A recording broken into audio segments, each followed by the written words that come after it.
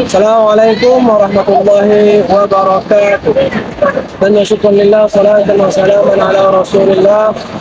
Amma ba'du. Pertama-tama dan yang paling utama, marilah kita panjatkan puja dan puji syukur kita atas kehadirat Allah Subhanahu wa taala yang Maha Pengasih, yang sayangnya tiada pilih kasih, dan yang Maha Penyayang yang sayangnya tiada terbilang, sehingga kita dapat hidup sampai saat ini. Salat bertangkaikan salam selalu saja kita hadiahkan kepada junjungan alam, yakni baginda Nabi besar Muhammad sallallahu alaihi wasallam. Allahumma shalli wa sallim wa barik alaihi. Semoga semakin banyaknya kita bersalawat kepada beliau, insyaallah kita akan mendapatkan syafaatnya di akhirat nanti. Langsung saja, sebelum saya berpanjang kisah bersilat lidah menyampaikan segala yang tumpah di dalam wadah,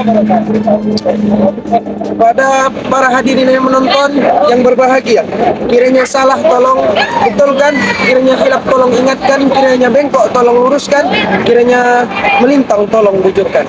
Baiklah, saya di sini akan menyampaikan materi tentang mengatasi rasa takut gagal dan manajemen waktu.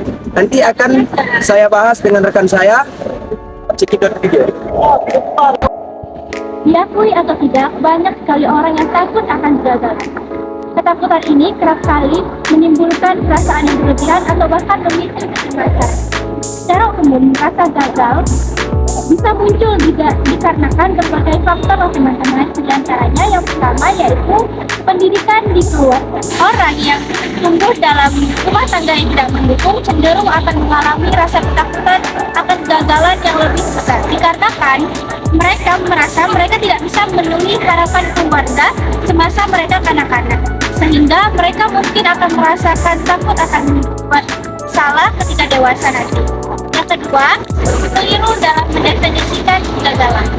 Bagi sebagian orang, kegagalan itu berarti tidak mencapai sesuatu sesuai sama persis dengan apa yang telah direncanakan. Seharusnya kita dapat mendefinisikan kegagalan sebagai suatu rangkaian pembelajaran, sehingga ketika kita mengalami kegagalan, kita akan fokus pada hal-hal yang dapat kita pelajari, bukannya malah meratapi kegagalan tersebut. Nah, yang ketiga itu ada trauma. Orang yang mengalami trauma atau ketakutan akan sulit untuk mengulangi pengalaman tersebut. Misalnya nih, ketika misalnya mengalami serangan panik ketika melakukan presentasi atau diejek dikarenakan kinerja dapat menimbulkan rasa takut.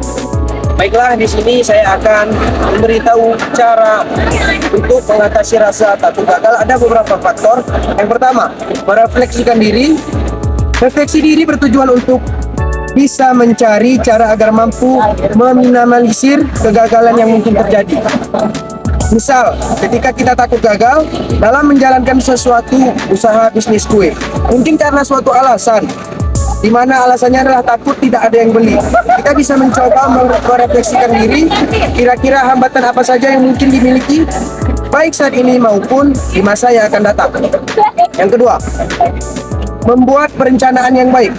Perencanaan yang baik akan meminimalisir kegagalan sehingga memiliki arah yang jelas. Perencanaan risiko dalam berbisnis misalnya harus mempertimbangkan analisis pasar dan risiko yang mungkin terjadi. Merencanakan tujuan yang pasti akan memudahkan dalam mengambil langkah yang tepat. Yang ketiga, berusaha mengambil risiko.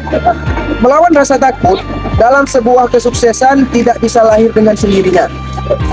Risiko pun kadang harus diambil dengan penuh tanggung jawab. Lebih berani mengambil risiko lebih baik daripada kita takut memulai sesuatu. Risiko tersebut justru menjadi tantangan bagi kita untuk berhati-hati dalam memberikan peluang kegagalan pada kesuksesan. Jadi, kita masih takut pada sebuah kegagalan, pasti peluang untuk gagal sukses lebih besar. Jadi saya di sini dapat menyimpulkan, untuk mengatasi rasa takut gagal, kita harus berani memulai sesuatu atau memulai segala masalah, dan kita harus mengambil risikonya. Apapun yang terjadi yang akan datang, itu sudah takdir, dan kita harus tetap berusaha dan pantang menyerah. Sekian dari saya. Baiklah teman-teman sekalian, di sini saya sedikit juga akan memberitahukan tentang manajemen waktu, dan ada beberapa faktor juga untuk mengatasi manajemen waktu. Yang pertama, jangan tunda-tunda tugas. Kerjakan apa yang harus kita kerjakan segera duluan kan. Karena manajemen waktu lebih penting daripada usaha kita sendiri. Yang kedua, gagal memprioritaskan. Yang ketiga, jadwal tugas tidak efektif. Yang keempat, mudah terganggu. Dan yang kelima, mengabaikan makan atau istirahat. Sekian dari hasil pemaparan materi kami tentang cara mengatasi rasa takut gagal dan manajemen waktu. Kami dari kelompok Fisabilillah mengundurkan diri. Kepada Allah kami mohon ampun, kepada teman-teman sekalian kami mohon maaf. Kalau ada jawab yang patah jangan disimpan di dalam peti. Kalau ada kata-kata kami yang salah, tolong jangan dilaporkan ke kantor polisi. Kalau ada jarum yang patah jangan simpan sampai perkara. Kalau ada kata-kata kami yang salah, maafkan dunia dan akhirat. Kuntilanak naik sepeda kucing bersumur, jangan sesekali mandangi wajah kami berdua, nanti malam nggak bisa tidur. Burung irian burung cendrawasih. Cukup sekian dan terima kasih. Assalamualaikum warahmatullahi wabarakatuh.